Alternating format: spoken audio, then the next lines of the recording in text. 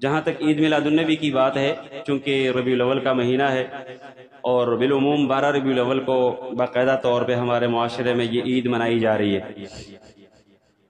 میلاد النبی کا معنی ہے نبی کا برتھ ڈے منانا۔ میلاد النبی عربی میں ہے اور انگریزی میں اسی کو برتھ ڈے کہا جاتا ہے۔ اگر انہی لوگوں سے پوچھا جائے کہ بھئی اپنے بچوں کا برتھ ڈے منانا کیسا ہے، کہتے نہیں یہ تو کافروں کا کام ہے، جبکہ اللہ کے نبی علیہ السلام کا برتھ ڈے وہ باقاعدہ مناتے ہیں۔ اسی طریقے سے یہ بھی ایک بات یاد رہے کہ سلولی، آہستہ آہستہ یہ دن انتہائی ان ممنوعہ کاموں کی طرف یہ عید منانا، یہ طریقہ کار چلا جا رہا ہے کہ انتہائی مستقبل قریب میں لگ ایسے رہا ہے کہ ہوگی اللہ کے نبی کی پیدائش یا وفات کے دن کی خوشی، لیکن اس میں ہر وہ کام کیا جا رہا ہوگا جن کاموں سے اللہ کے نبی نے روکا ہوا ہے۔ اور ابھی بھی آپ دیکھ لیں، آیا اسلام اور اللہ کے نبی علیہ السلام موسیقی کی اجازت دے کر گئے ہیں، جبکہ اللہ کے نبی کے اس دن 12 ربیع الاول کو اللہ کے نبی کا برتھ ڈے مناتے ہوئے باقاعدہ بھنگڑے ڈالتے ہیں اور ڈھول بجائے جاتے ہیں؟ کیا یہ اسلام ہے؟ لہٰذا اس کو بھی مد نظر رکھا جائے۔ تیسری بات، جہاں تک اس دن اللہ کے نبی علیہ السلام کی وفات اور پیدائش کا معاملہ ہے تو اس میں امت کے دو گروہ ہیں۔ ایک ہے اللہ کے نبی کے وفات کی تاریخ، اس میں پوری امت کا اتفاق ہے، بھلے وہ بریلوی مکتبہ فکر کے لوگ ہوں، بھلے وہ دیوبند مکتبہ فکر کے لوگ ہوں، بھلے وہ اہل حدیث مکتبہ فکر کے لوگ ہوں یا کوئی اور ہو، اللہ کے نبی کی وفات 12 ربیع الاول کو ہوئی۔ خود احمد رضا خان بریلوی انہوں نے اپنی کتاب میں ملفوظات بریلوی اس میں باقاعدہ اس بات کا وضاحت کی ہے کہ اللہ کے نبی علیہ السلام کی وفات 12 ربیع الاول کو ہوئی ہے۔ جہاں تک اللہ کے نبی علیہ السلام کی پیدائش کا معاملہ ہے تو اس میں بہت زیادہ اختلاف ہے، 10 سے زیادہ اقوال ہیں، وہ دن کسی کو یاد بھی نہیں صحیح سے، اور شاید کہ میرے رب کی طرف سے اس میں یہی ایک حکمت معلوم ہوتی ہے کہ کچھ لوگ آئیں گے اور وہ پھر اس چیز کو ایک بدعت کے طور پہ رونما کر کے اللہ کے نبی کے پیدائش کے دن کی خوشی اور عید منائیں گے، تو لہٰذا اس کو چھپا کر رکھا گیا۔ کوئی کہتے ہیں 9 ہے، کوئی کہتے ہیں 10 ہے، کوئی کہتے ہیں 8 ہے، کوئی کہتے ہیں 12 ہے، کوئی کہتے ہیں 18 ہے، کوئی کہتے ہیں 17 ہے۔ ایون کہ ربیع الاول کے علاوہ کے اقوال بھی ہیں کہ اللہ کے نبی ربیع الاول میں سرے سے پیدا ہی نہیں ہوئے۔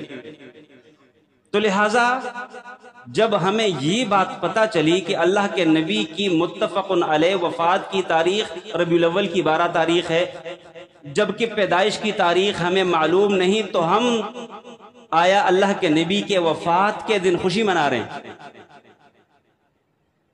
اللہ کے نبی کے وفات کے دن ہم خوشی منا رہے ہیں، یہ کون سی عقل ہے؟ اللہ کے نبی کے ساتھ کون سی محبت کا اظہار ہے؟ کون سی دانش ہے یہ؟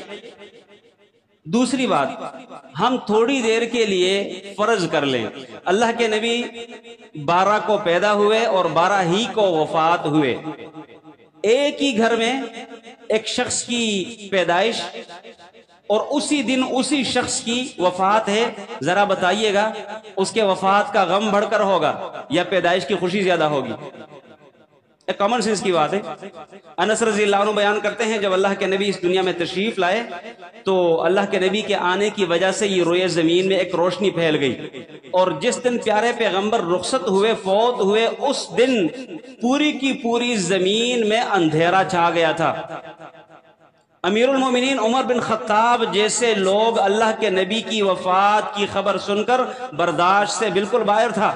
جس وقت ابو بکر صدیق تشریف لائے رضی اللہ عنہ اور جا کر حجر عائشہ میں اللہ کے نبی کو واقعتاً دیکھا کہ اللہ کے نبی واقعتاً فوت ہو چکے ہیں، دھاری دار چادر میں ان کو لپیٹا گیا تھا، ان کے چہرے مبارک کو کھول کے بوسہ لیا ان کا، اور اللہ کے نبی سے مخاطب ہو کے کہا کہ اللہ کے نبی، اللہ تعالیٰ آپ کے اوپر 2 موتوں کو جمع نہیں کرے گا، جو موت آپ کی لکھی گئی تھی وہ آپ کو آ گئی ہے۔ پھر اس کے بعد ان کو ڈھانپا، باہر آئے اور پھر قرآن کی ایک آیت پڑھ کے عمر رضی اللہ عنہ اب تک انکار کرتے آ رہے تھے، تلوار بے نیام کر کے سونتی ہوئی تلوار ہاتھ میں پکڑی ہوئی، خبردار کسی نے کہا کہ اللہ کے نبی فوت ہو چکے ہیں، لیکن جوں قرآن کی آیت ابو بکر کی زبانی ان کے کان میں پڑی، کہتے ہیں کہ میری ٹانگیں مجھے میرے وجود اور جسم کو اٹھانے سے قاصر رہی، میں ادھر ہی دھڑام کر کے گر گیا۔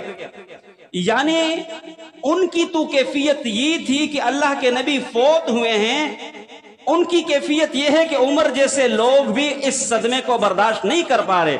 ہم ہیں جو بھنگڑے ڈال رہے ہیں، ہم ہیں جو خوشیاں منا رہے ہیں، ہم ہیں جو عید منا رہے ہیں، ہم ہیں جو باقاعدہ طور پہ وہ کام کرتے آ رہے ہیں جن کاموں کی شریعت میں سرے سے گنجائش ہے ہی نہیں۔ کہاں کی عقل ہے یہ؟ کس طرف ہم لوگ جا رہے ہیں؟ پیارے پیغمبر علیہ السلام کی ولادت کے دن اگر عید منانا شریعت میں جائز ہوتا، اللہ کے نبی علیہ السلام کی نبوی زندگی میں 23 مرتبہ یہ دن آیا ہے۔